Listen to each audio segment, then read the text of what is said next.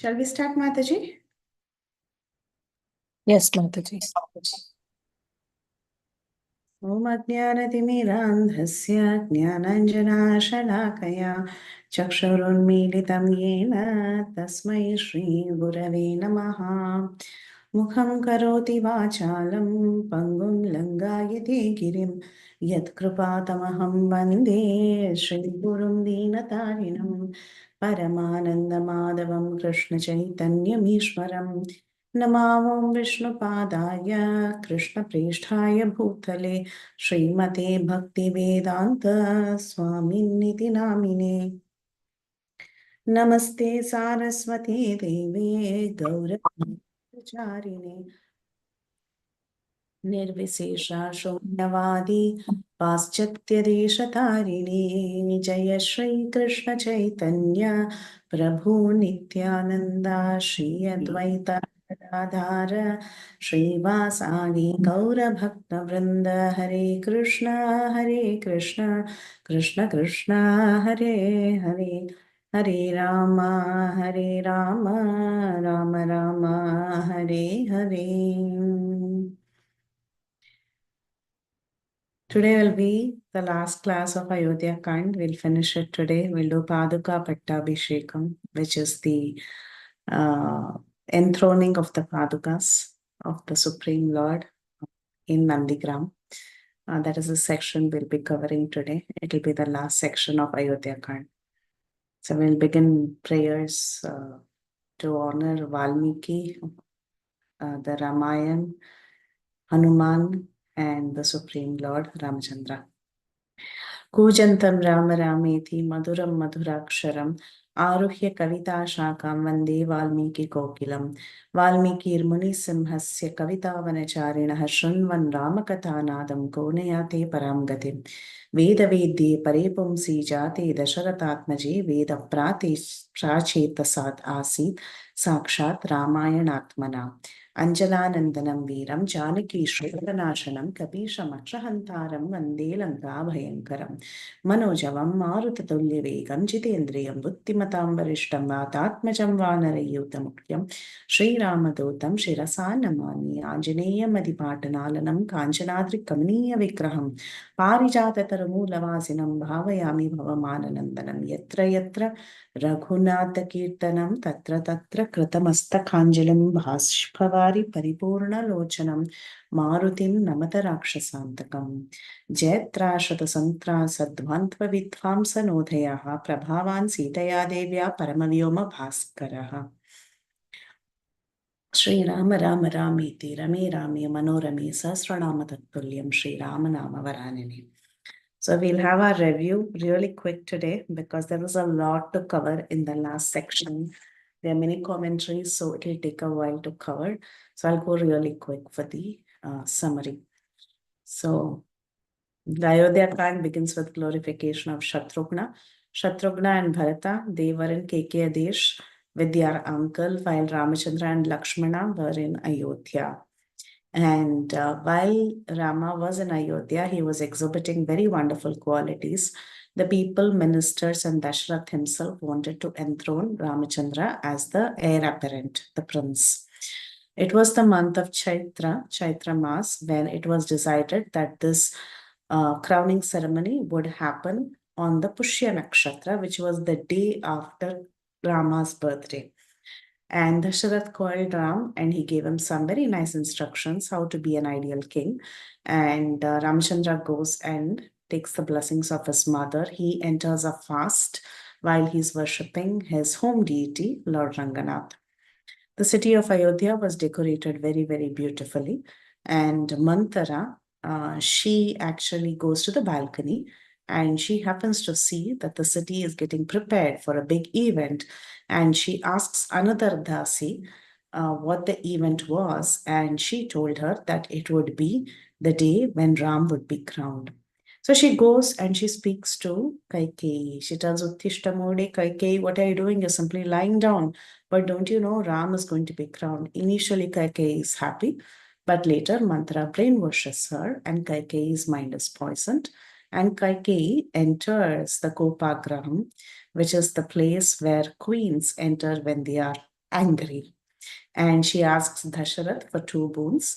By one boon, Ramachandra should go to the forest, and by the other boon, her son Bharat should be enthroned with all the ingredients that were collected for the crowning ceremony of Lord Rama. Initially, Dasharath was very hesitant to speak, so Kaikeyi calls Ramachandra and he tells him about the two boons and asks him to leave immediately. But then Ramachandra, he tells that he has to go seek permission from his mother and his wife, Sita Devi. So first he goes to his mother's palace, and after a lot of talk, finally Kausalya blesses him. She ties an amulet and she blesses him so that he can go to the forest. Then he goes to Sita's palace and then they have a very long conversation. Sita insists and she agrees to go, and he agrees. Ramachandra agrees that Sita could go with her. And right then there is Lakshmana Sharanagati, where Lakshman goes and falls at the feet of Lord Ram and asks him if he could come along. And Ramachandra and Sita Devi, they agree. So Ram, Lakshman, and Sita, they please all the people by giving plenty of donations, and then they are given tree bark to wear. So Ram and Lakshman, they accept tree bark, while Sita Devi also accepts tree bark. But then Dasharath says, no, she's our daughter-in-law and she will go with saris and jewels. Okay. And right after that, Sumantra is very enraged with the behavior of Kaikeyi, and he talks about the parentage of Kaikeyi, especially about her mother.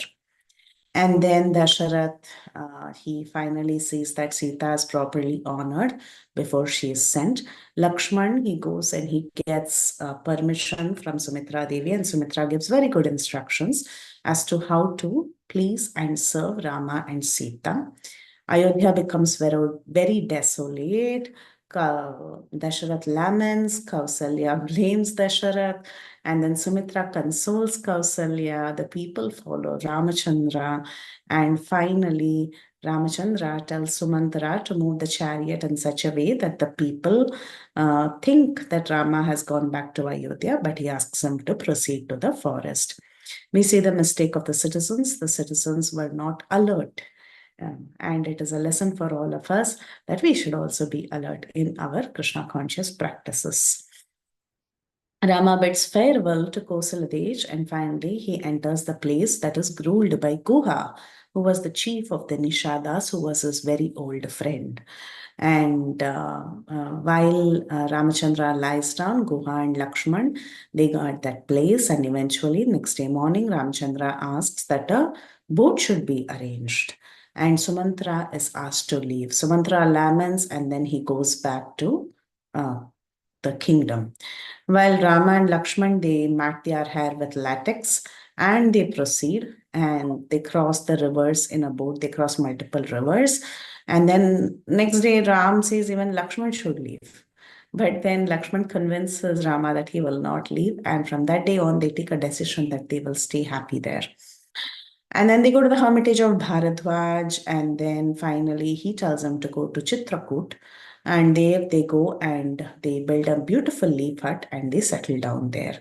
Meanwhile, Sumantra, he returns and he goes and speaks to the king. And then Dasharath talks about his sin that had happened long time ago. And he said, my death is nearing.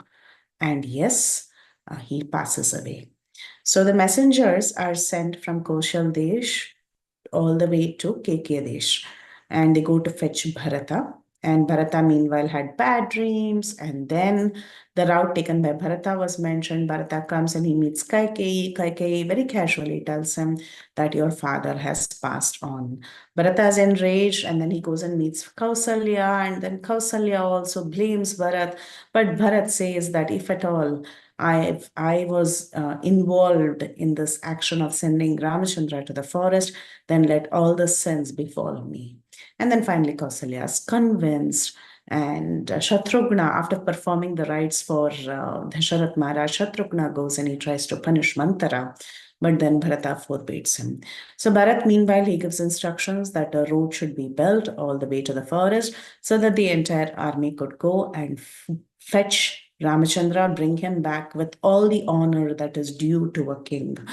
And of course, while he's going, Guha spots him. Guha initially also suspects Bharata, but then Bharata explains the situation. Bharata also sees the place where Sita and Ramachandra had rested. Then Bharat crosses the river and he goes to the ashram of Bharadwaj, and Bharadwaj also suspects Bharata.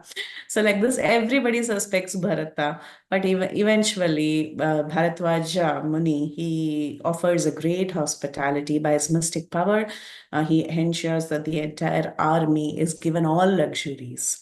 Meanwhile, in Chitrakoot, Rama and Sita were spending some good time, and at that time they could hear a lot of chaotic noise. So Ramachandra tells Lakshman to ascend a tree and find out what is happening. Lakshman begins to react, seeing a huge army. So he tells that, oh, Bharata is coming to attack us and kill us. But then Rama corrects Lakshman, saying that our brother would never do that. And eventually Lakshman becomes sober and Bharata comes all the way and he spots Ramachandra. So Bharata, he begins to speak to Rama, and Ramachandra, in the name of, he asks many questions if the kingdom is being well taken care of by Bharata. But then Bharat eventually breaks the news that their father is no more. So when he breaks the news that their father is no more, Ramachandra faints. So we stop there. Now we are going to continue. After Ramachandra fainted, what happened? So, seeing that Ramachandra had fainted, immediately Sita and Lakshman, they were seeing this from a distance and they went running towards Ram and they took some water and they started sprinkling it on Ram because they saw that Ramachandra had lost consciousness. And Ramachandra, he collected himself and he opened his eyes and he started lamenting. He said, oh, what a great misfortune. My father died because he was feeling separation from me. I'm such a terrible son. I was not even able to perform the final rites for my father. And then he looks at Sita and he tells, oh, Sita, your father in law is dead. Oh, Lakshman, we have become bereft of our father. Our father is no more alive. So he started lamenting over and over. And then Bharata and Lakshmana, they consoled Ramachandra and they told Ramachandra, though we performed, Bharat said, though Shatrughna and myself, we performed the final rites, still you can offer libations to your father. You can offer the pinda to your father. So Rama, he requests Lakshman to bring a crushed pulp of the ingudi tree. So this ingudi tree, remember when Guha was offering hospitality to Ramachandra also, Rama and Sita, they were sleeping under this ingudi tree. So that ingudi tree has a kind of a fruit which has gooey pulp, and that pulp is actually used as fodder for cattle. So this pulp Ramachandra told Lakshman to go and bring the pulp of that tree, and he also requested for some tree bark so that he could wrap it around his waist and use a cloth for his upper cloth so that he could wear fresh bark and go and offer these pinda as the final rites. So he tells Sita to walk in the front, and then he tells Lakshman to follow, and then he says, I will walk at the back and we will take this crushed ingodi pulp and we'll mix it with some berries, the badari fruits that is growing there, and they made pinda out of this and they offered it in the river of Mandakini. Now, traditionally, pinda is offered with rice and sesame seeds along with water. But here in the forest, they did not have access to cooked rice and sesame seeds. So they had only few things in the forest. So according to time, place, and circumstance, Ramachandra, he crushed the ingudi pulp and the badri fruits and he created balls and he offered that as pinda. He took some water in his palms and turning towards the southern direction, because the southern direction is the offering. I mean, when you're making offerings to the Pitras, you turn to the southern direction.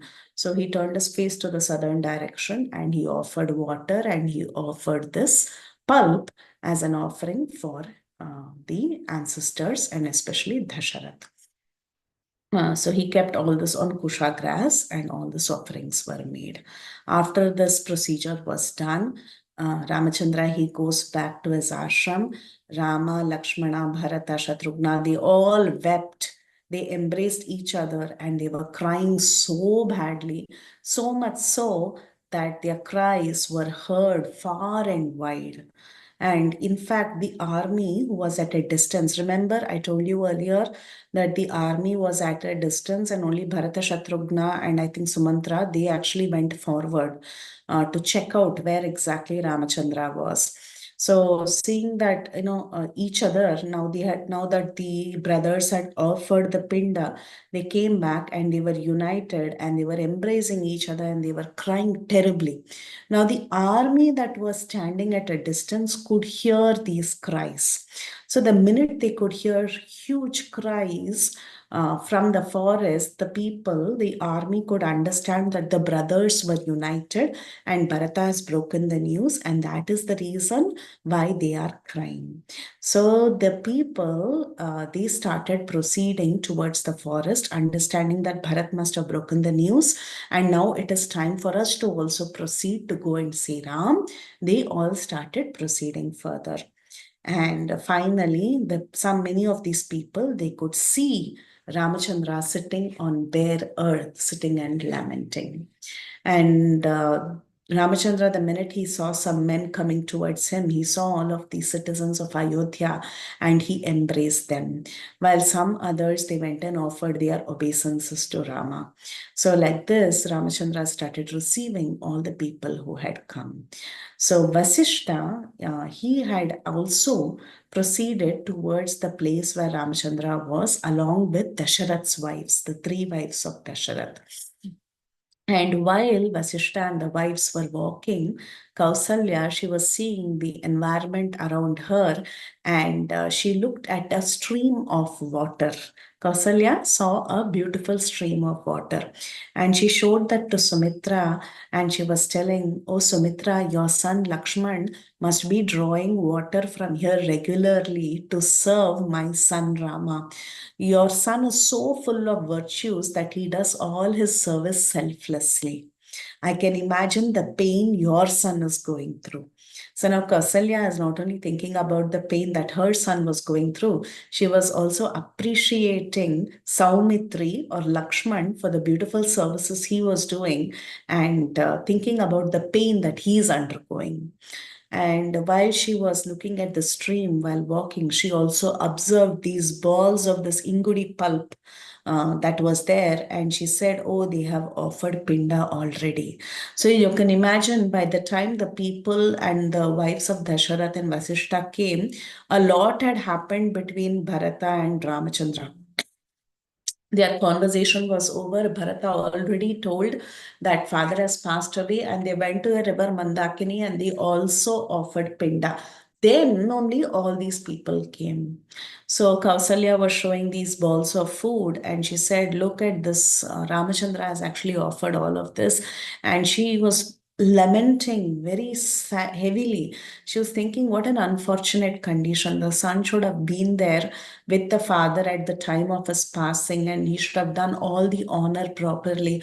But look at the condition now. Ramachandra is in the forest and he is just trying to honor his father in all possible ways with what is available in the forest.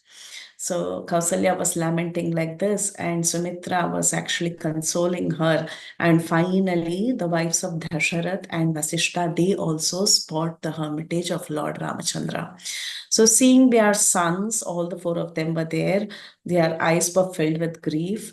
And everybody, they all stood up the minute they saw the mothers. And as the mothers went towards their sons, Ramachandra went and offered obeisances to all the three mothers equally. And right after Ramachandra, Lakshmana and Sita also, they go and offer their obeisances. Kausalya, she pats off the dust from the back of her sons, and then Kausalya embraces Sita, who is as good as her daughter. And both of them, they were afflicted with grief. And looking at the condition of Sita, Kausalya says, look at the condition of the daughter of the king of Janaka.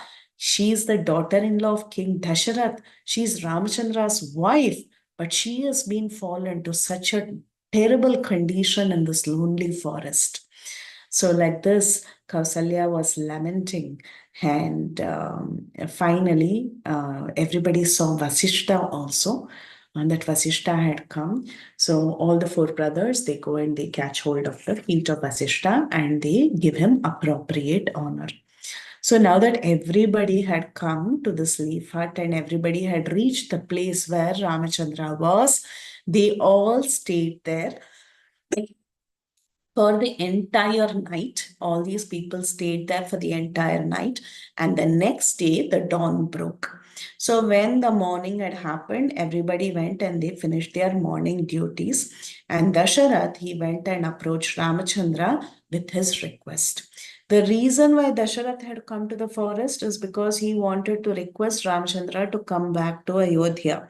So now Bharata, he goes there and he begins to give reasons to Lord Rama why Ramachandra should actually come back to Ayodhya.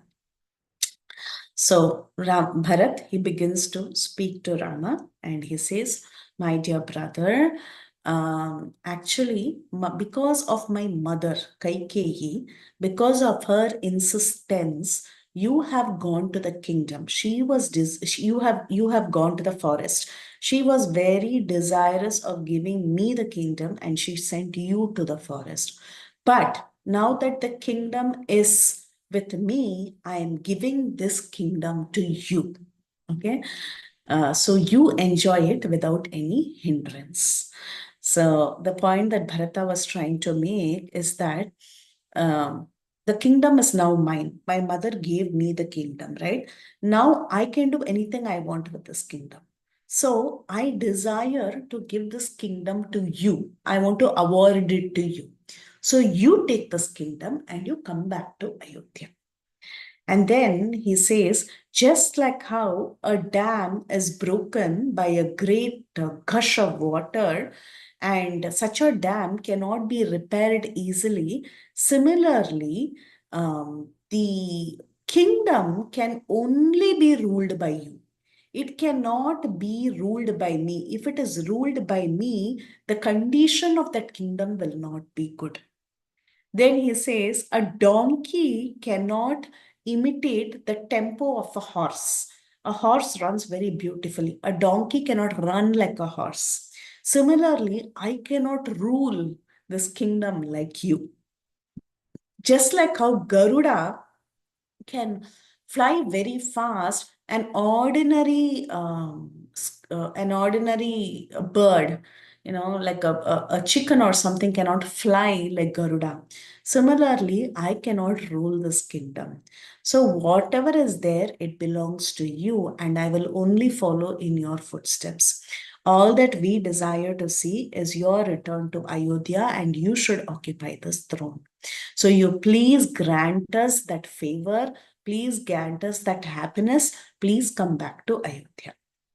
So hearing these beautiful words of Bharata, that was actually very appealing to everybody. All the citizens, they applauded and they were encouraging Bharata and they said, Bharat, you spoke very nicely. Ramchandra should come back to the kingdom. So First and foremost thing, Ramachandra was looking at the withered face of Bharata. Because at this point in time, when Bharat was speaking all these words, Bharat's heart was afflicted with pain because he had lost his father, right? So, as a responsible elder brother, first, Ramachandra, he began to console Bharata for the loss that has happened. Hmm. As much as Dasharath is the father of Rama, Dasharath is also the father of Bharata. So Ramachandra could understand the pain that Bharata was going through because of the loss of his father. So Rama first wanted to console Bharata so that Bharata felt a little calm. Bharata felt a little relieved. So, as a responsible elder brother, he began to talk to Bharat. He said, Bharata, you're talking about giving the kingdom. But first and foremost thing, your face looks very, very withered. So I want to tell you that death is inevitable. Whatever is there in this world, it ultimately gets dissipated. Whatever rises, that falls. Wherever there is union, there is also separation. That way, life always ends with death. Now, when the fruit is very, very ripe in the tree, the only fear that the fruit has is it will fall down. Similarly, the biggest fear that all human beings have is all of us who are born will ultimately die. So the passing of days and nights in this world is only decreasing the lifespan that we have. So when there is summer, eventually there is going to be winter. When there is summer, the pools are going to dry up. When there is winter, everything is going to be very cold and the leaves are going to wither. So like this is the rule of this mortal world. So don't grieve so much. Don't grieve so much for the body of our father. Okay. He says, see, eventually all of us are going to age. Our hair is going to turn gray and our body is going to decay. Our body is not going to come back to the original splendor. This is the nature of this world. Just as how small pieces, when it is in water, small pieces of wood in the water gets drifted away. Similarly, we all come together as a family. We all come together as father, mother, brother, sister, wives, and so on. And after a point in time, we all have to part with each other. So, this parting, this separation, all this is inevitable. But be assured, our father has definitely attained a great destination. He was a great personality. He had such great dharma. So, definitely, he has attained a great destination. So, you be composed, you control your grief. And Ramachandra says, having controlled your grief, my suggestion is that you go back to Ayodhya, you obey the command of our father, and you rule the kingdom. It was also our father's desire that you should rule the kingdom. He was a great personality. So, the best way to honor our father who has gone back, leaving his body, is you should go and you should rule the kingdom. That is the thing that will be most pleasing to our father. So, obey the command of our father and you should honor it till the end of your life. So, like this, Rama, he speaks like this for about 1 hour, telling Bharata how he should give up the grief, but at the same time assume his responsibilities and go and rule the kingdom. That way, our father will be pleased. Then Bharat, he doesn't leave it there. Bharata, he continues to request Rama. So he says, Oh Ramachandra, you're always true to your promise. I know that you gave a promise. You said that I will go to the forest, so you have come to the forest. But at the same time, you should understand that this was a mistake that happened. My mother whatever she did was only for her benefit. Maybe it was out of her greed, or maybe she thought that it is good for me. Whatever the reason may be, it was a mistake. So you be gracious to me and you come back. And then he tells, our father did not have proper judgment. He was somehow, he at the time, people generally say, as people get close to death, they lose their mind, right? Their thinking is not proper. Similarly, that is what has happened to our father. He became an old man. Maybe he was fearful of Kaikeyi, or maybe he was infatuated by Kaikeyi. And that is the reason he just agreed to whatever Kaikeyi had to say. So he didn't think twice and he gave a promise in haste. And then Bharata, he says, okay, there's no point talking about the person who has passed away. But then it is also not correct to speak about someone who has left this world. But then I think you should actually come back to the kingdom and take over the kingdom. You be a real son. Our father made a mistake, Bharat says. Our father made a mistake. He did a transgression. But then the duty of the son is to correct the transgression. How can that be corrected? That can be corrected only if you come back to the kingdom. So, if you come back to the kingdom, everybody will be benefited. The mistake that is done by our father will be corrected. You will save Kaikeyi for the mistake she did. And not only that, you will save me and you will save all our friends and relatives from the great lamentation that they are going through. And in fact, you will save the entire kingdom by coming back. So he continues to request. He says, oh, you're such a great hero. And the duty of a warrior is to get crowned. The duty of a warrior is not to stay in the forest. That is not befitting you. I'm your junior. I'm so much younger to you in the sense of I'm not as learned as you. I'm not as great as you. I'm not as dharmic as you. And in fact, I am younger than you even by birth. So it will not be appropriate for me to rule this country when you are still living. How can you go and live in the forest when you are the fit Kshatriya to actually sit on the throne? Bharat says, I'm a mere child. I don't have so much intelligence like you. I'm in a very inferior position. In fact, I don't even know how to live without you. You are the knower of all the dharmic path, and this entire kingdom that was belonging to our father should actually be only awarded to you. So he says, let all the king's ministers, along with Vasishta, the priests, everybody crown you right here itself. The reason we have come with everybody, the ministers, the people, the citizens, everybody, with the entire army, is that our desire is that we want to crown you right here and take you back to the kingdom in full honor as the king of Ayodhya. Okay. So when he finishes his speech, Bharata speaks like this, and he requests, please remove the curse that my mother has and show some compassion towards us. Ramachandra, he says that, hold on, Bharat, I just have something very, very important to tell you.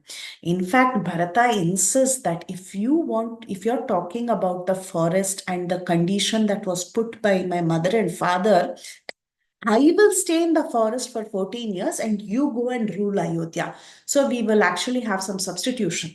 That is another offer that Bharata makes. So, seeing all these words of Bharata, Ramachandra, he says, I will tell you something interesting.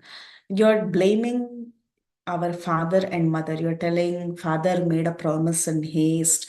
Father was affected by the words of Kaikeyi out of infatuation, and he became old and he didn't realize what he's talking. You're telling your mother is very sinful.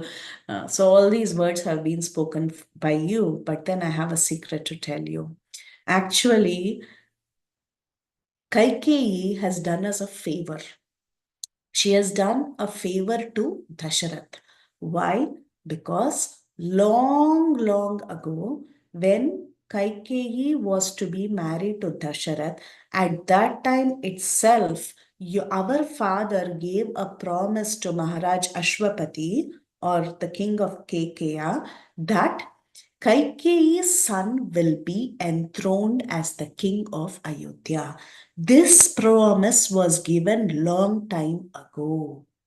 Okay, this was the dowry or the male dowry. What do you call that? The Raja Shulka. They call it Shulka. Shulka is a terminology that is used in ancient times. That is the dowry given by the boy to the girl. That is called Shulka. You see, Veera Shulka, Raja Shulka, all this was very, very common in those time and age. So, Ramachandra tells Bharata that actually our father had promised King Ashwapati that the child born of Kaikeyi's womb would be enthroned. This is the promise given at the time of marriage. So, our mother has only reminded him of that old promise and prevented him from transgressing that promise. She has done him a great favor. Okay, so now there may be two questions that are asked. The first question is, then why did Dasharath decide to enthrone Ramachandra suddenly?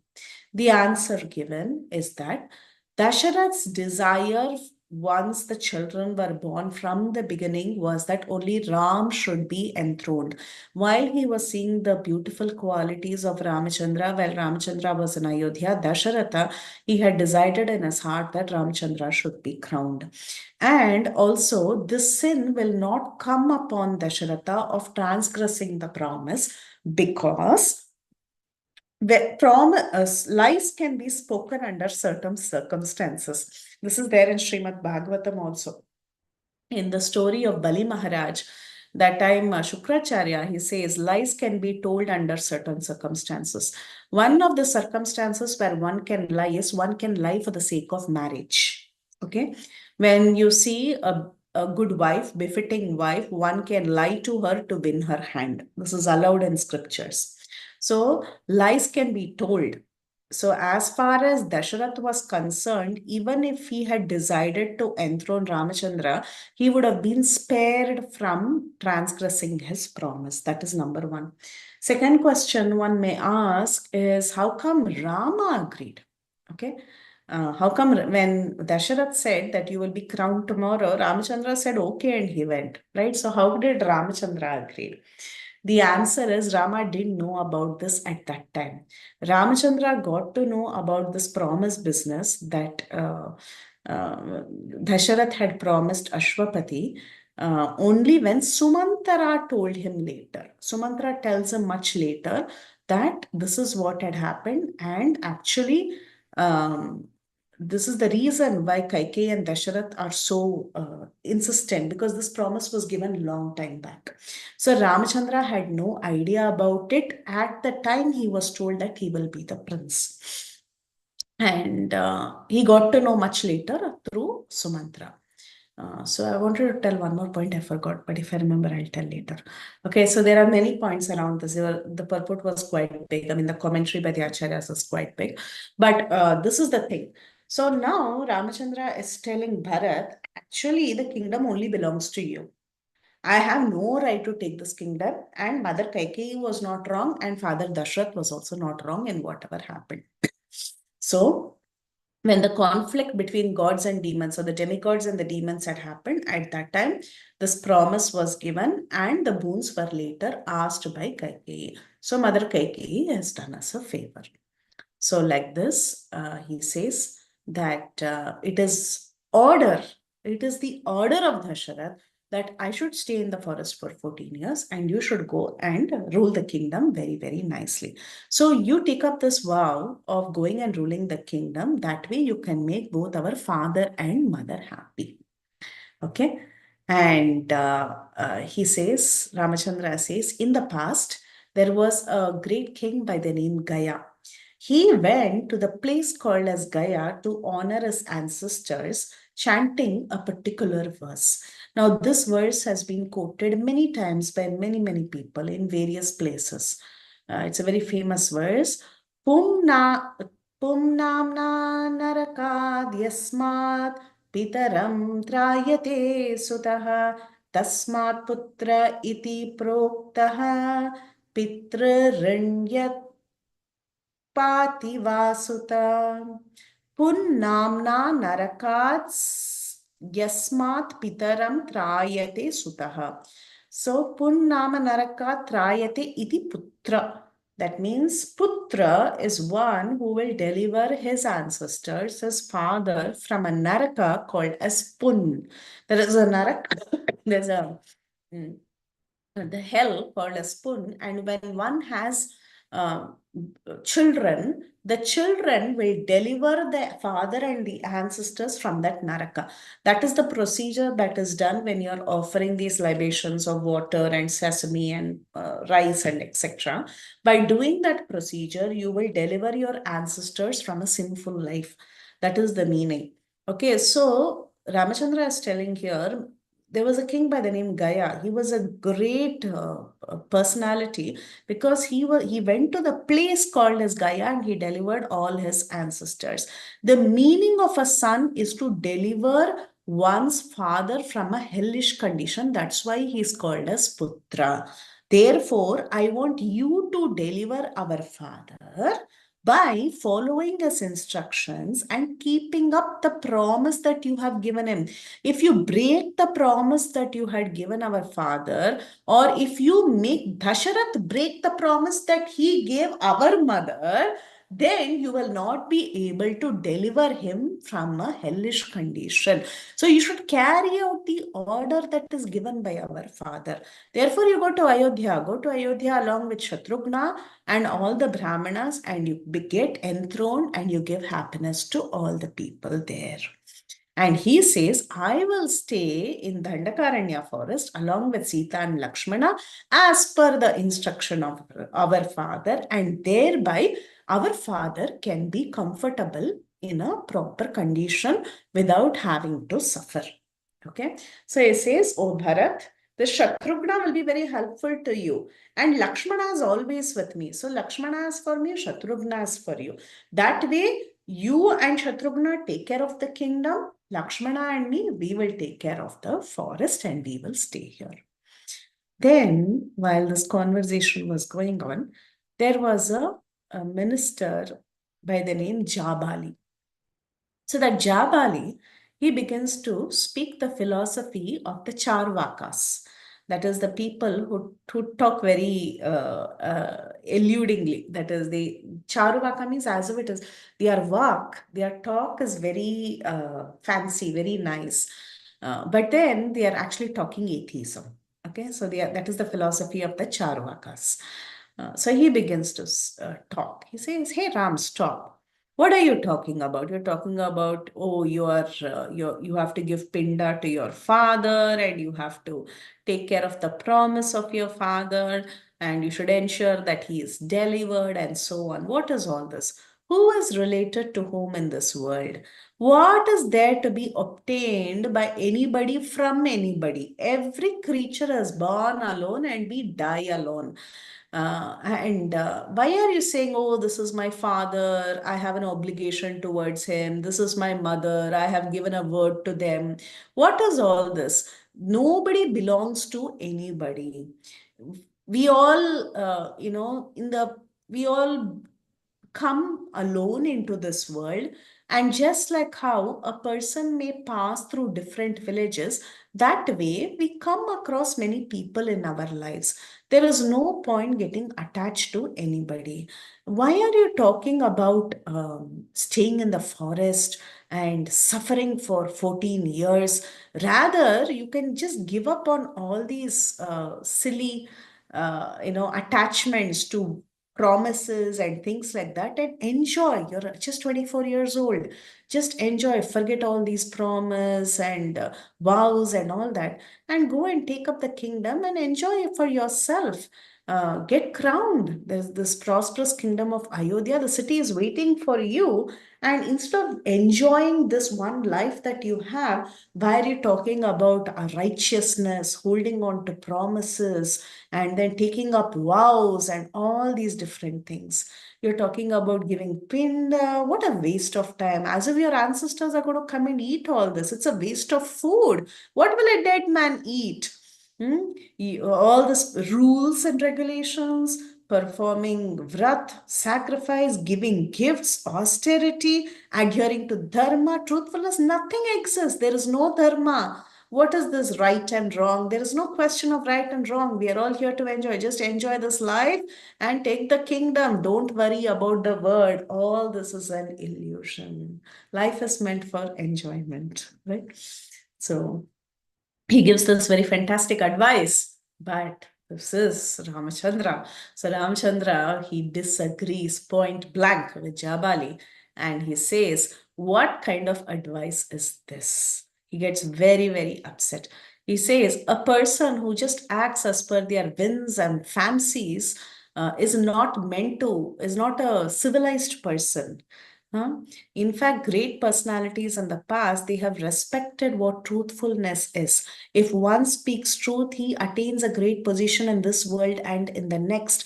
This entire world is rooted in dharma and truthfulness. I will be true to my promise. Why should I not fulfill the command of my father? He himself was devoted to the truth. I made a promise to my father that I will go to exile. How can I now change my word? Giving one's word is very, very important. It is very important to have values in one's life. How can I say I will give up all the values and I will simply be there for enjoyment? So Ramachandra, he got very, he started refuting Jabali's idea of Charvaka philosophy, and he started arguing with him very heavily. And he in fact reproached Jabali so much so that he said that I never accused my father, Ramachandra saying. Even when Bharata was accusing his father, Ramachandra corrected him. But then for the first time, Ramachandra accuses his father. He says, I accuse the act that my father did by taking you into his service. What kind of minister he is? You are an atheist and you are fallen off from the true path. An atheist is fit to be punished. No wise man will associate with an atheist. So, like that, Ramchandra says, my dad did a mistake. My father did a mistake by appointing you as one of his ministers. He has an atheist in his cabinet. What kind of person are you? So, Ramchandra completely disapproved the words of Jabali.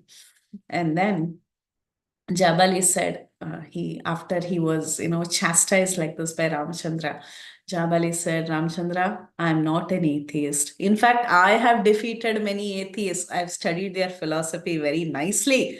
And I'm a believer. And in fact, I argue with non believers. But I took up their philosophy to speak in front of you so that at least by hearing some words like this, it will pacify you and I can persuade you to take you back to Ayodhya. I thought by listening to all this, you might get inspired and you will come back to Ayodhya. But then it appears that you're all the more angry hearing this. And recognizing that Ramachandra got angry, Vasishta, he also supports Jabali and he says, I know Jabali very well. He's not an atheist. He was just speaking like this so that you can come to the kingdom. He doesn't believe in all this philosophy, but he was trying to somehow or the other convince you to come back to this kingdom. So Vasishta says, even it is my desire that you should return with all of us, and you are the Lord of the people. And I tell you about your lineage. In your entire lineage, the elder son was always enthroned. Hear about your lineage from me. And he begins to talk about the entire Sun dynasty. So he says, initially, when this world was created, there was water everywhere. And from water, the element earth was formed. And the supreme demigod in this universe, who is Brahma, he came into existence, and Brahma, from him, Marichi was born. From Marichi came Kashyapa. From Kashyapa came Vivaswan, who's the sun god, and from him came Vaivasvata Manu, who is the son of Vivaswan. And Manu, on his part, he was the father of the entire Ikshvaku race. From Manu came Ikshvaku, and Ikshvaku was the first king of Ayodhya. Ikshvaku's son was Kukshi, and from Kukshi came Vikukshi, and from Vikukshi came Bana, and then came Anaranya. From Anaranya came Prithu, and from Prithu came Trishanku, and then this Trishanku, he ascended to heaven in his mortal body. He had this Trishanku Swarga. From Trishanku came Dhundumara, and then Mandata, Yubanasha, Susandhi, Dhruvasandhi, Prasenajit, Susandhi, from yeah. And then came Bharata, from Bharata came Asita, and from him Talajanga, and then Shashi Bindavas, and then came he lists a huge number of people, huge number of kings, and he says there was this king by the name Asita. Asita had two wives, and one of the wives became pregnant. So the other wives, they decided to destroy the fetus in the wife who was pregnant, and she went across the pregnant wife who was administered poison. She came across a sage by the name Chavana Muni, and that Chavana Muni, he actually helped this lady to have the child, to give birth to the child. And since when she gave birth, the child came out along with the poison that was administered by the co-wife, with the help of Chavana Muni's protection, that child came to be known as Sagara. Sagara means one who was born with poison. This Sagara excavated the ocean, hence ocean is called as Sagara. And Asamanjas was Sagara's son. And on account of his wicked deeds, he was banished from the kingdom. And then from Asamanjas came Dilipa, and from him was Amshuman. From Amshuman was Bhagirath. From Bhagirath was the Kakutsthas, and then was Raghu, and came Sudarshan, Shankana, and he lists a huge number of sons.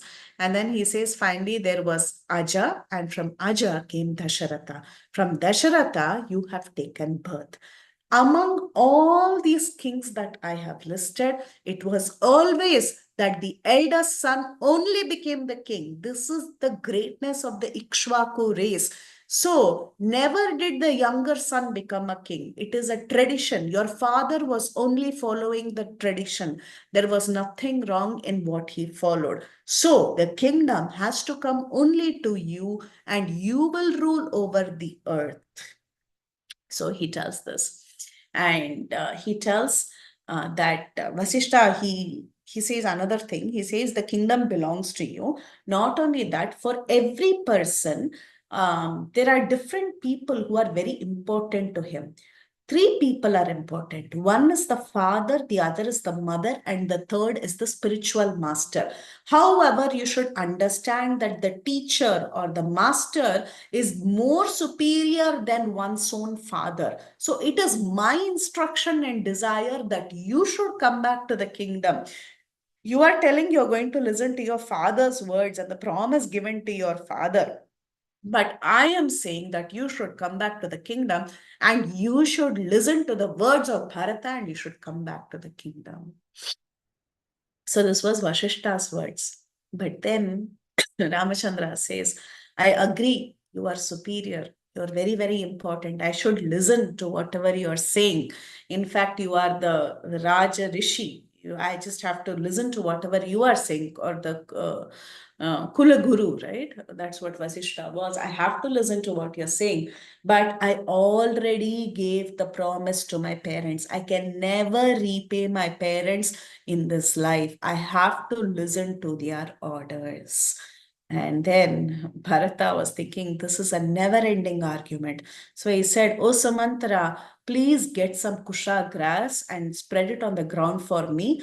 I'm going to sit on this kusha grass and enter Prayopavesha. Prayopavesha means fasting until death, till Ramachandra comes. So unless Ram comes, I'm not going to move from this place. I'm going to sit in front of his hut on kusha grass, pointing east. I'm going to enter a fast. And till Rama comes, I'm not going to move from this place. So he said that is the only way to bring back this Ram. He's not going to listen to anybody. And when he called out to Sumantra, telling Sumantra, please spread some grass, I will sit. Sumantra didn't do it. He was gazing at Ram, because finally Sumantra only listens to the instructions of Ram. So he was gazing at Ram, waiting for Ramachandra's command. And Bharata was saying Sumantra is not acting on the instruction.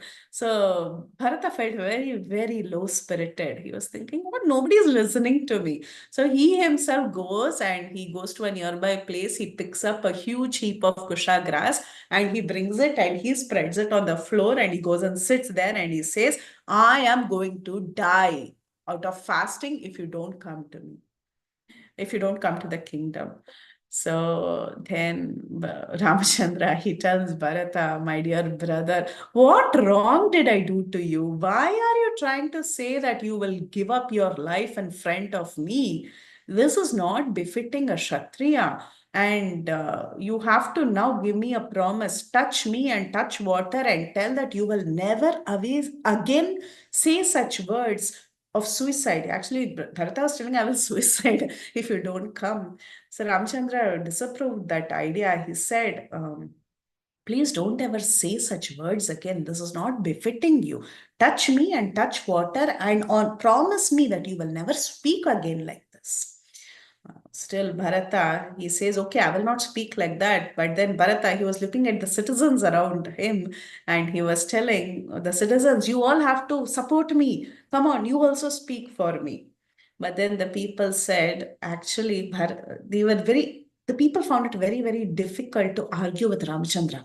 So they were telling this Ram, he is actually very, very righteous.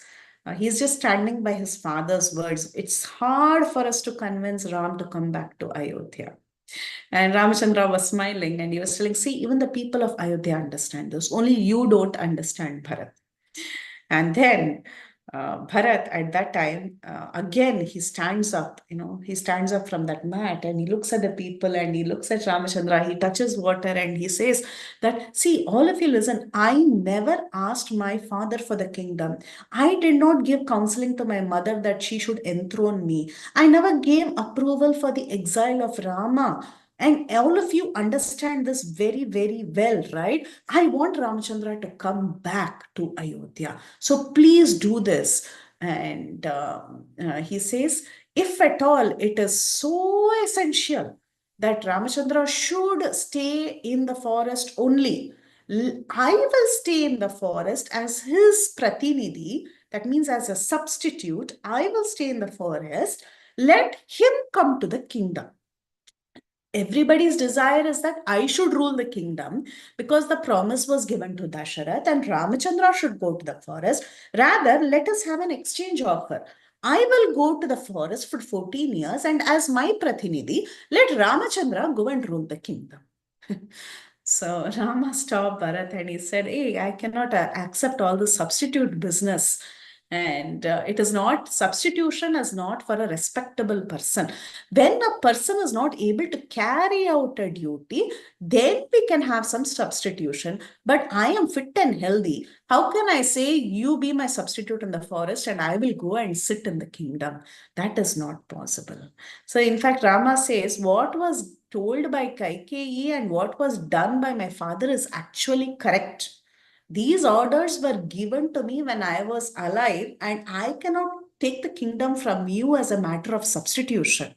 It's like saying that we have a ticket to India and I will travel because see, and Ramchandra also says, I've already started the life in forest. It has been a few days since I started the life in forest. So my sojourn in the forest has already started. Few days are already over. The vow is ongoing.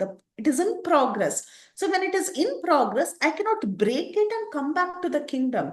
It is like saying I have a ticket to India and I will travel till Dubai, and from Dubai to India, my brother will travel on the same ticket. It doesn't work like that. I have started the journey, I am halfway through, and my vows have started. No, I cannot break and say from here on, my brother will take on the vows and I will go to the kingdom. So Ramchandra says that the logic of Pratinidhi doesn't work here. And he says, I have started it, I will continue it for 14 years and I will come back. So, witnessing this very thrilling conversation between the two brothers, everybody was astonished and they were glorifying the two sons of Dasharath. They were saying, what beautiful sons Dasharath has. Look at the way each one wants to serve the other. And then at that time, when this argument was going on so heavily, at that time, the Deva Rishis, they descended from the sky, and they, in their heart, why they descended from the sky? Because in their heart they wanted to see the destruction of Ravana soon. So they came there and they spoke to Bharat. They said, hey Bharata, you are a very intelligent person, you have to have regard to the words of your brother. Whatever the words of your brother has been spoken is correct. You have to go back to the kingdom, and your brother, who has already started this Vanavas, will continue staying here. So, having declared this, the great rishis, Deva rishis, they went back to their abodes. The reason the Deva rishis had to intervene is because they wanted to see Ramachandra in the forest so that Ram can execute the duties that he has descended for. The Supreme Lord had descended to give protection to all these sages and destroy the evil elements like Ravana. So the Devarishis came and intervened, and Ramachandra was very happy because even the approval of the rishis was given at this point in time. And Bharata was almost defeated at this time, and his body started trembling. And he said, Rama, I cannot rule this empire to the satisfaction of all the people. You have to return to the kingdom so that the kingdom, is kept in order, and you only have the competence to save this world and rule this kingdom. So again, he started begging Ramachandra, and he falls at the feet of Rama, holding his lotus feet. At that time, Ramachandra lifts him up and he places Bharata on his lap. Why does he place Bharata on his lap? Because he places Bharata on his lap and embraces him. Tam anke Bharatam kritva, putting him on his lap, touching him and embracing him, so that Bharata's grief can be reduced by the touch of the Lord. Ramachandra, he tells him that, my dear brother, you are very much competent to rule this earth. You have the intellect, and you can easily be trained. Take counsel from the ministers and you can rule very nicely. The light may go off from the moon. The Himalayan mountain can shake off its snows. The sea may transgress its shores, but I will never break the vow that was given to my father.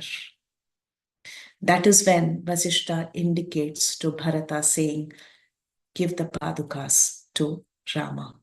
So the Padukas, a question is raised. Where were the Padukas? Did Bharata bring it, or was it inside the ashram of Rama? The answer given by the Acharyas is that actually Bharata had brought the Padukas. He was thinking that when I'm taking back Rama, crowned as the king in the forest, I will offer these golden Padukas and I will take him back. So he had these Padukas with him, and Vasishta indicated Bharata, give the Padukas. And Bharata, he goes, he takes the Padukas and he tells Ramachandra, I beg you, please stand on these Padukas, these wooden sandals that are plated with gold. Please stand on these. And these Padukas are the ones that will give security to all the people. Um, Ramachandra, he understood, and he placed the Padukas facing east, and he stepped on the Padukas and he got down, and the Padukas were taken by Bharata. Actually, Bharata had brought this from Ayodhya with him. So Bharata told Rama, Rama, for 14 years, as much as you are staying in the forest, similarly, for 14 years, I will continue to wear these matted locks of hair. I will continue to wear robes of bark. I will live on fruits and roots, and I will live outside the city in Nandigram. And the Padukas that you have given will sit on the throne and rule Ayodhya. For 14 years, these Padukas will give yoga and kshema for the entire world. Yoga kshemam vahamyaham, right? Krishna says in Bhagavad Gita. The yoga and kshema that is needed for the entire world will be given by the Padukas. I will only be a representative. Actually, the Paduka's rule was the most perfect. People say Rama Rajya. Rama's rule was perfect. Yes, Rama's rule was great, but then there were some flaws here and there, even in Rama's rule. For example, the people spoke bad about Sita. For example, there were demons like Lavanasura at that time. But then, when the Padukas were ruling, there was not a single mistake in the rule. So, Bharata says this Paduka will rule over the kingdom very, very perfectly. And Bharat says something very important. If I do not see you at the end of the 14th year exactly, then I will enter fire once for all. Just now, Ramachandra told him he should not speak about suiciding, right? But then Bharata says, I will speak about it now. Yes, sometime back you told me not to talk about it. But now I will enter fire once for all because I cannot live without you in separation for so many years. At the end of 14 years, exactly, you should be back, not even delay by one day. And Rama promised him. He embraces Bharata and he embraced Shatrughna and he told Bharata, you protect your mother Kaikeyi nicely. Don't be angry with her. Whether she took the boons out of greed or out of affection for you, that is secondary. But you should never be angry with her. So, like this, Rama, he embraces his two brothers with his eyes filled with tears and he bids farewell to his brother. So, Bharata, who was very respectful to those Paduka sandals, he circumambulates Ram. He takes the sandals on his on very respectfully and he places it on top of the Shatrunjaya elephant. Actually, his idea was he will place Ramachandra on that elephant and he will take Ramachandra in a procession being crowned as the king. But no, Ramachandra was not ready to come back. But the Padukas had now become the actual king, right? Or the queen. Actually, Paduka is Strilinga. So she's the queen, not a king. So he takes the Padukas very respectfully and places the Padukas on the elephant Shatrunjaya. And he gives protection to the Padukas, holding an umbrella on top of the Padukas, and he begins to move. Ram was very, very firm in the vow that he had taken, in spite of everybody trying to convince him. And his mothers and his relatives, all of them, they were choked with sorrow, but they were forced to bid farewell to Ram and they had to go back to the kingdom. And Ramachandra, after everybody left, after Bharata had left, all the mothers had left, he had to actually go back to the hermitage, crying in separation from all of them. Then Bharata, while he was about to enter the city of Ayodhya, he took the Padukas very respectfully on his head. This is the very famous scene that we always see. We always see Bharat holding the Padukas on top of his head. So Bharata very carefully and respectfully, he took the Padukas over his head and he came down from the chariot and he saw all the ministers and he went towards the Mandakini river and he went to the Chitrakoot, he went around Chitrakoot mountain, he reached the hermitage of Bharadwaj and he goes and he bows down in front of Bharadwaj and Bharadwaj asks him, did you meet Rama? And Bharata said, yes, I met Rama. I tried to insist in so many ways that he should come back to the kingdom, but he refused to come. And he said that he will continue to stay in the forest for 14 years. So hearing all these words, Bharadwaj is also very moved. And then finally, Bharata, he proceeds all the way to Ayodhya. And when he proceeds to Ayodhya, he sees that Ayodhya is very, very desolated. Everything is filled with grief. And Ayodhya was like Rohini star without her husband, the moon, tormented by Rahu. Very poetic. Rohini is the favorite star of the moon, favorite wife of the moon. When Rohini is without the moon and she's tormented by Rahu, Rohini appears very, very fearful. So Ayodhya was looking like that. It was very, very morose. There was no happiness. Nobody had any joy. And Bharat tells Vasishta, I am not going to enter this place. It looks terrible and desolated without Rama. I'm going to stay in Nandigram. I will take leave of all of you. And he says that. And he says, my father has gone back to heaven. My elder brother, he has gone to the forest. I will keep waiting for my elder brother to return, and I will stay in the outskirts of Ayodhya in Nandigram. So at the exit, at the entrance itself, he pays obeisances to his mothers. He sits on the chariot and he goes away to Nandigram. So both Shatrughna and Bharata, they actually go to Nandigram. And there, on reaching Nandigram, Bharata, he installs the Padukas on a throne. He holds an umbrella over it with full honor. And he says these lotus sandals of the lotus feet of Lord Ramachandra will actually rule this Ayodhya. And he tells that I will soon, after 14 years, I will restore this kingdom back to Lord Ramachandra and I'll be united with him. And then I will be washed of all my sins. Till then, I will wear bark as robes, I will wear matted lock, and I will stay in Ayodhya, always thinking of Ram, waiting for the return of Ram. So, like this, he ruled Ayodhya. He didn't rule. The Padukas ruled Ayodhya, and Bharata was a representative of the Padukas.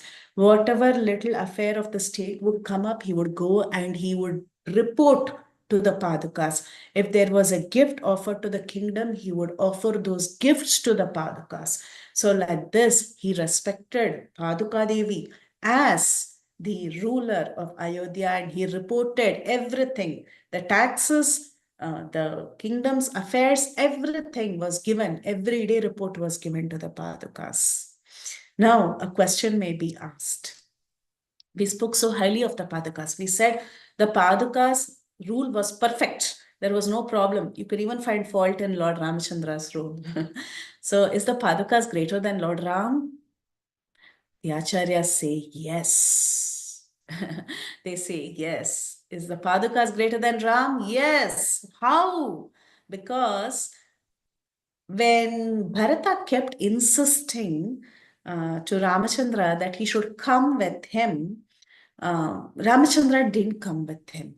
But then when the Padukas were given, Bharata said okay, and he took the Padukas and he went away. Right?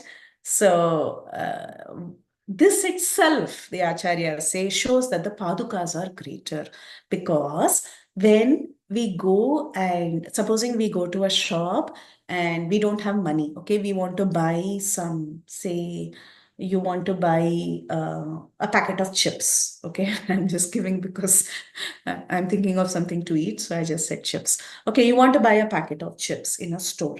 Hmm? Um, you don't have money, but you want to buy it. So, what will you do if you don't have money? You will keep something that is very precious, maybe a golden ring.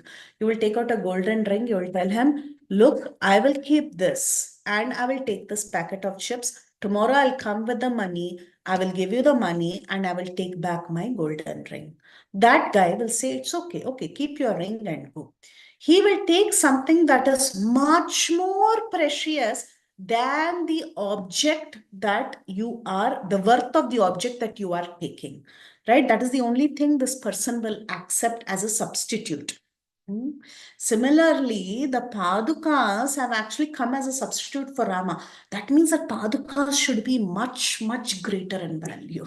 This is how our Acharyas reconcile this fact that the Padukas, just like how you keep a valuable object as surety when you have to procure something, similarly, the Padukas are very, very precious. And that is why the minute the Padukas were given, Bharata was okay and he came back because he got something much more precious than the Lord. So it's just a rasa. we don't have to take it to heart and say, okay, that means is Ram lower. It's not like that. It's just the rasa of the acharyas. Because the padukas is it's a representation of the lotus feet of the Supreme Lord. And the lotus feet of the Supreme Lord is the destination for all the devotees. All the devotees, they are worshipping the lotus feet of the Lord. That is what they desire to keep in their heart. The dust from the lotus feet of the Lord is what the devotees cherish in their hearts. And the padukas have that dust. So they give so much importance to the padukas. The padukas represent the lotus feet. So the lotus feet of Lord Ramachandra was the ruler, and the lotus feet of the Lord are non-different. So padukas are ultimately non-different from the Supreme Lord. Okay. So I want to summarize this and talk about Bharata Sharanagati. Rama and Bharata, they were conversing for a few chapters in the Ramayana. Bharata was giving so many reasons why Ram should return. He said, "You're the eldest in the dynasty. I will be in the forest." And he was telling about, that I give this kingdom to you. But then Ram says, "No, I've started this Vanavas." And then he says, "I will not do this instead of you." And then finally, Bharata holds on to the lotus feet of the Lord.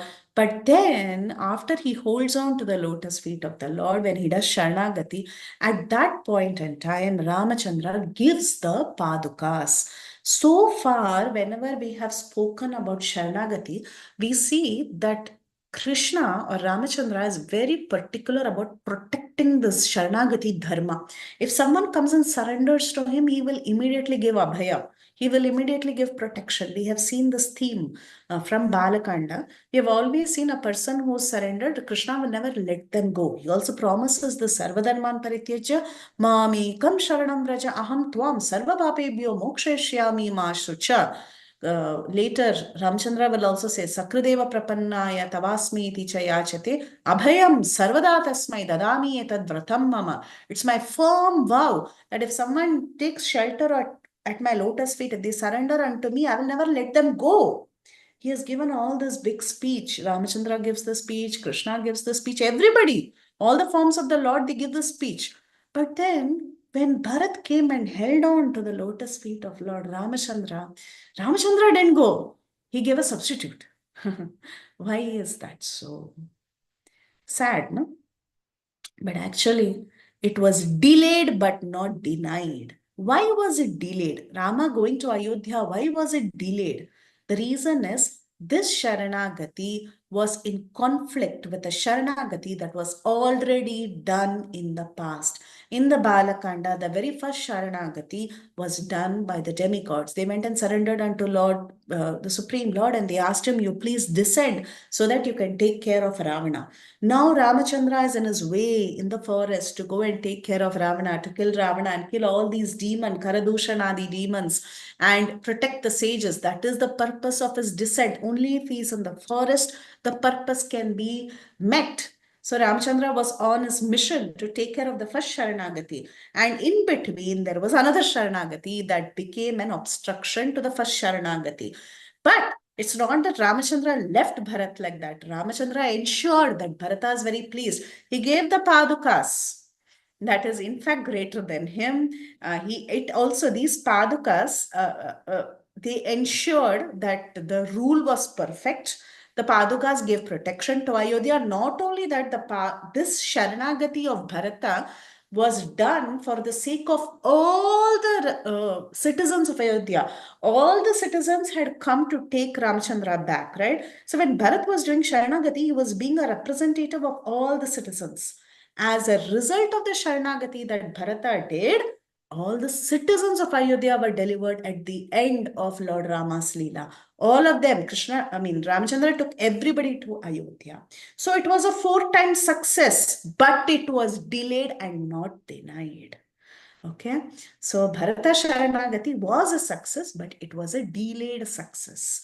That is how the Acharyas write about Bharata Sharanagati. At the same time, it was 4 times more successful. So it had a conflict with the first Sharanagati, so it was apparently denied. Now, meanwhile, Ramachandra he went back to the ashram and he was staying in this area, and he was not happy because he just felt that separation from these people. The thoughts about Ayodhya Vasis often tormented him. He was thinking about his mothers and his brother and all that. It was giving him those memories. And at the same time, Ramachandra, he saw that some of these sages, they were very troubled, and he overheard some sages discussing something, saying that they were not comfortable in that place and they had some issues. So Rama, when he overheard this talk of the sages, he went and asked them if he made any offenses or if he made any mistakes or if Sita did something wrong in front of the sages. And then one of the elderly sages, he told Rama that, what are you talking, Rama? Sita never did any offense, nor did you do any offense, nor did Lakshmana do any offense. The reason is because there are some demons in this place, and alarmed by these demons who are constantly troubling us, we want to move away from this place. O Tata, meaning, oh my dear child, there is a demon called as Kara, who's Ravana's younger brother, and he comes and he troubles us. He is very fond of human flesh. And especially when he sees great sages like us, he comes and he disturbs the sacrifices that we are doing. And he has also heard that you are a Kshatriya and you are staying in the forest. So he constantly comes here to give trouble to all of us. And before these wicked people, they come and they create any bodily injury to all of we sages, we want to abandon this place. We want to go and take shelter of a place where we will feel comfortable. We are planning to move ahead, and we know for sure Kara will come here and he will even misbehave with you also. So we suggest that you also decide to vacate this place and move on. So the sages, they departed from that place. Thereafter, Ramachandra, he went back to his ashram, but he was not finding any happiness. He was thinking, oh, the citizens of Ayodhya now know that I'm here. So they will constantly, in the pretext of seeing me come here, then no more this will be a Vanavas. So I should also plan to move on.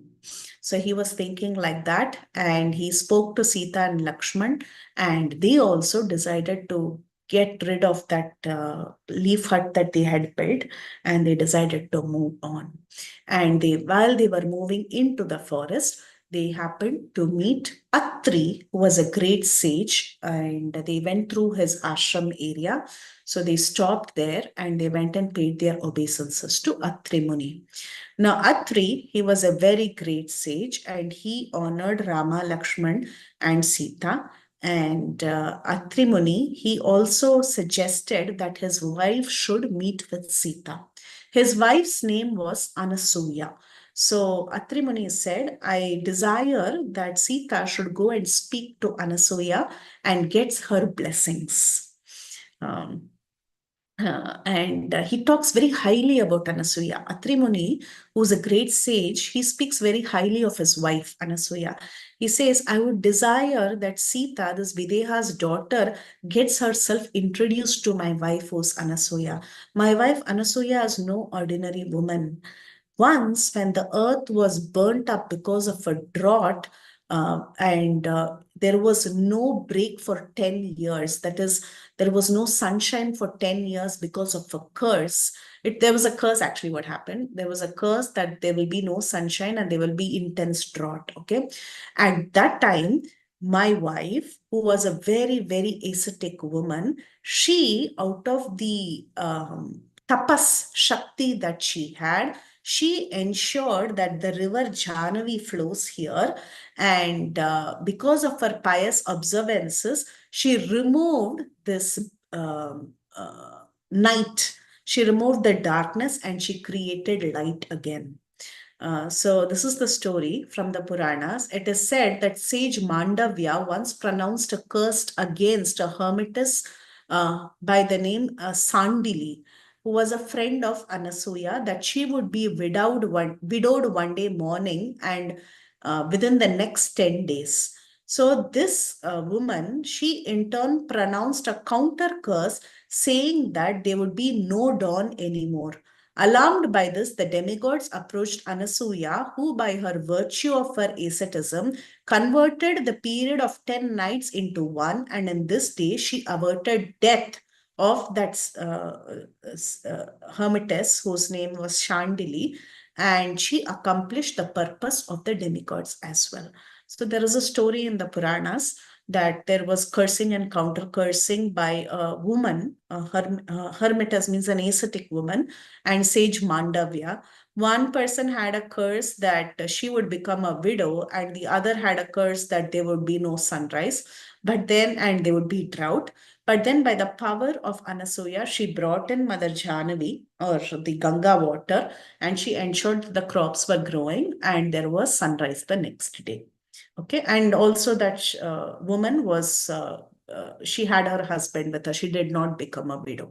So this whole thing was resolved by Anasuya. So Atri said Sita should get the blessings of Anasuya. So Sita, she goes to Anasuya, and Sita goes and she circumambulates Anasuya, and Anasuya appreciated Sita for her beautiful qualities. And she was very impressed that Sita followed her husband, Lord Rama, to the forest. And she says that you are a wonderful woman. You have you have in fact chosen to follow your husband under all circumstances. Whether he lives in a forest or he lives in a city, you consider your husband as most worshipable. And in fact, there is no better friend for a woman than her own husband. So you have been very true to your vows, and you are very chaste to your husband. And so this is the best quality that a wife can have. And she blesses Sita in various ways, and Sita and they have a beautiful conversation, and Sita agrees with the message of Anasuya, and she says, yes, I will continue to stay with my husband in all respects, in all circumstances. And in fact, she even glorifies how her husband is very, very virtuous. He's a very dharmic personality, and how Ramachandra treats everybody equally. And she says, these same instructions were given by my mother-in-law when I was departing to the forest. And in fact, my mother also gave the same instructions when I was getting married. And by your words, all these thoughts that I always had that I should follow my husband has been renewed. You have instilled it very strongly in my heart. And she talks about how Savitri served her husband Satyavan and she went to heaven. And Rohini, the star, she always hankers to be with her husband, the moon. So, like this, Sita was glorifying these chaste women, and Anasuya was very pleased, and she kisses Sita on her forehead, and she says, I want to give you a boon. So she says, what can I do for you? And Sita smiles and she says, I don't need anything. Just getting your darshan, I have fulfilled all my desires. That is more than enough. But then Anasuya says that I still want to give you something. And she gives her a garland, a beautiful cloth, jewels, scented cosmetics, and a rare body cream. All this was given so that Sita could adorn her beautiful limbs with these. A divine cloth means a beautiful sari, okay? All this was given, and Anasuya tells this will always remain intact even after constant use. So that body cream or the jewels or the scent and the cosmetics and even the sari, it will never ever go stay. It will never ever diminish, or it will never become old. You don't even have to wash it. Now, again, the Acharyas comment that that is the reason when Sita was taken away by Ravana, at that time she did not have change of dress. And it is mentioned in some places that she did not even take bath, or she was like very emaciated and very unclean, they say. I mean, like she looked like that, but actually she was not, because she was using these things given by Anasuya. Even the sari also, she used the same sari, and the sari would never get dirty because all these were gifts of Anasuya. And then Anasuya tells Sita that you should adorn your body with all of this and you will look exactly like Lakshmi. And Sita very nicely, she accepts all these gifts. And at that time, Anasuya asks Tell me the story of how you were won by Ramachandra. I heard that even a Swayamvara was announced for you. So this is the place where there is a mention of Swayamvara. See, we see in the Balakanda there is no mention of Swayamvara. But if you remember, Janaka, when he saw Rama and Lakshmana along with Vishwamitra, Janaka said, in the past, many kings had come and they had tried to lift this bow. If you remember our recap of Balakanda. So similarly, Sita also says Swayambara was announced. Many kings came and they were asked to lift the Shivadhanush, but nobody was able to lift the Shivadhanush. Eventually, after many years, Lord Ramachandra came and he was able to lift the Dhanush and break it into two. First, Sita talks about her birth. She says that when my father was plowing the field and he was spreading some seeds, at that time he saw me emerge from the earth. He accepted me and he gave me as a child to his wife, who reared me very affectionately.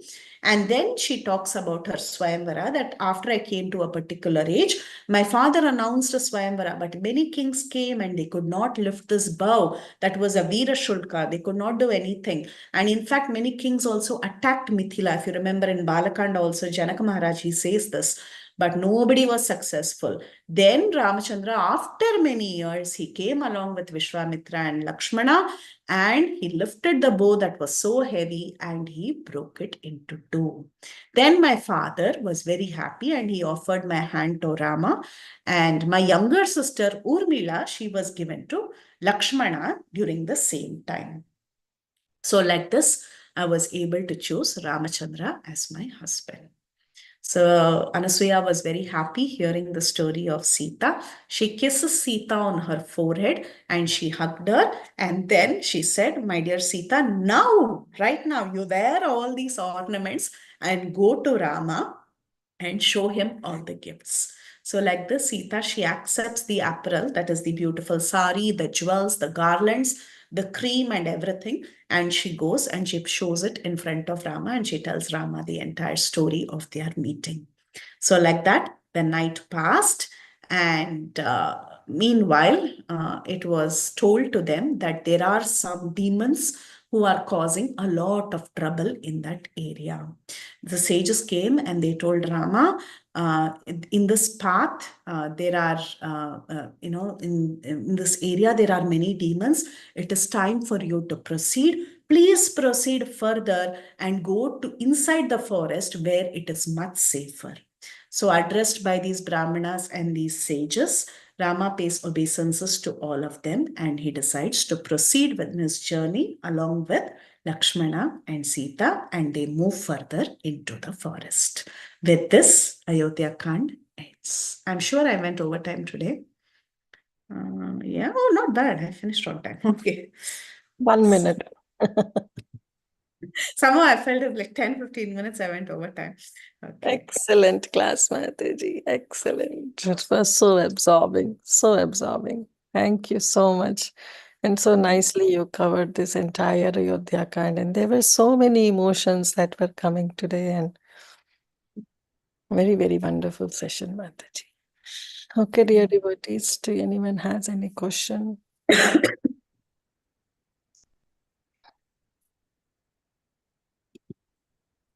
Everybody is satisfied today. Yes, Mataji, it was so absorbing that we don't have any words. That's why we are all silent. All Preethi Vilasini Mataji keeps us, so absorbed that at the end of the class, we don't have any words. We become speechless. That is Valmiki. I'm just repeating. So thank First you 5 so words. much, Mataji. It was really very nice. Thank you. Thank you, Mataji. Yes. Rachana Mataji, who can defeat the words of Lord Ram? True. Yeah. He himself, if he wants, he can defeat his own words. But Exactly. nobody else. Yeah, and he had already decided, I want to go and do this Leela, so I'm not going to listen to everybody. Mataji, one thing, you said 4 times it was successful. Can you explain that? Bharat's Yeah, the 4 points of success, right? It's there in our commentary by the acharyas. So 4 times success because first and foremost thing, Ramchandra came eventually. The Padukas went instantaneously. The Padukas ruled perfectly, and all the citizens in Ayodhya were delivered as a result of one Sharanagati of Bharata. Like Hmm. that. Yeah. That is only 4 times success. But yes, it was Ram coming. Then people will ask, but then Ram didn't come. Still, it is not a success. So the answer is it was delayed, but it was never denied. Hmm. Like that. Thank you. Yes, Rachana Mataji, please go ahead. Hare Krishna, Mataji. Yes, Very so much. the point you said about the Padukas being greater than Lord Ram, like the same way we can say that how do they say that the name of Lord Ram is greater than the Lord Ram, so yeah. Same thing. Same thing. Yeah. Very true, Mataji. Very true. Mataji, you said 4 Sharnagatis. The first one was made by the demigods. The Yes. second one by Bharata. Which was the third one? Lakshman, na? So in 4 times success. We didn't say 4 Sharanagatis. The first Sharanagati was the demigods. Hmm. Second Sharanagati was Dasharath to Parashuram, which was a failure. And then Lakshmana Sharanagati along with Sita, which was considered as the perfect Sharanagati. When we do Sharanagati, we always do with Radha Krishna, right? Like that, you have to do it with not separately. Then Bharat Sharanagati is a grand success for success times 4 times success, they say. The Ma- reason is so many benefits out of that Sharanagati. Mataji, Dashrath to Parshuram? When was In Balakanda, he tells, oh, don't do anything to my child. I fall at your feet and all that. And Parashuram rejects everything and he says, it's okay. This boy seems strong. Let him take a name with the Vishnu Dhanush. So it was a failure. Why was it a failure? We analyzed because when you do Sharanagati, you should do it to the right person. You should not do it to a person who doesn't know how to control his anger. But didn't Parshuram appear during the wedding? Or did he Yeah, appear before that? after the wedding, when they were sitting on the chariot and going towards Ayodhya that time. Okay, yeah. Okay, yeah. Got it. Yeah. Okay. Yeah. And then Lakshman Saranagati was when? When he goes and tells, I want Kainkaryam, I want service. So please take me along with you to the forest. Okay, yeah, okay. Okay. And the last one was Bharata. No, not last. We have so many Yeah, I know, but the till we spoke of, yeah, that was the one we spoke of at the last. Okay. For now, I mean. For Yeah. now. The next will be the sages in Dandakaranya. They Yes. will. Yeah. Yeah. So wonderful, Mataji. I mean, I absolutely love these classes, and I really am thankful to you for this starting this series. Thank you so much, Mataji. Danvat pranams to you. Hare Krishna. Thank you. Hare Krishna. Hey, Mangi Gopeshwari Mataji. Hare Krishna Mataji, thank you for giving me a chance. Hare Krishna Mataji, beautiful, beautiful class. How it feels? How does it stop? It should just keep going. So, quick question: Lakshmana is the representation of Shesha, right? Is the like Lakshman and Balaram? They're all like Shesha coming. Is the Bharata also a special personality? Yeah. So there are totally 3 opinions. One is Vasudeva, Sankarshana, Pradyumna, Aniruddha from the Chaturvyuha. You have these 4 personalities. Obviously, Vasudeva is Rama, Sankarshana is Lakshmana, Pradyumna, Aniruddha. I think Pradyumna is Bharat and Aniruddha is Shatrughna. That is one opinion. One more opinion is Shank Chakra. Sorry, let's do this. So Vishnu, his Sesha is Lakshmana. And then Shank Chakra. Chakra is Bharata, Shanka is Shatrughna. That is another opinion. I think this was from Padma Puran. So different Puranas have different opinions. And then there is one more opinion, Vishwaksena and Garuda. So I think Shatrughna is Vishwaksena and Bharata is Garuda. And again, Sesha and Narayana. Chandra and Lakshmi. 4 opinions are there. Yeah. Thank you, Mataji. Thank you so much. Hare Krishna. Hare Krishna. Rupa Goswami has written 2 of these opinions in Laghu Bhagavatamrita. I said only 3 opinions, right? Not 4, 3 opinions. So 2 of them are documented by Srila Rupa Goswami in Laghu Bhagavatamrita, and the 3rd opinion about Garuda Vishwaksena is there from the commentaries of Valmiki Ramayana by Govindaraja commentaries. It's there. Okay. Thank you, Mataji. Thank you so much. Hare Krishna. Okay, dear devotees, any more questions? Okay, Mataji, thank you so much. Thank you for this very, very absorbing session. So we will meet next Monday Next Monday with Aranya Kanda. with Aranya. So this was, Mataji, I'm a little confused. This was the 7th session, right?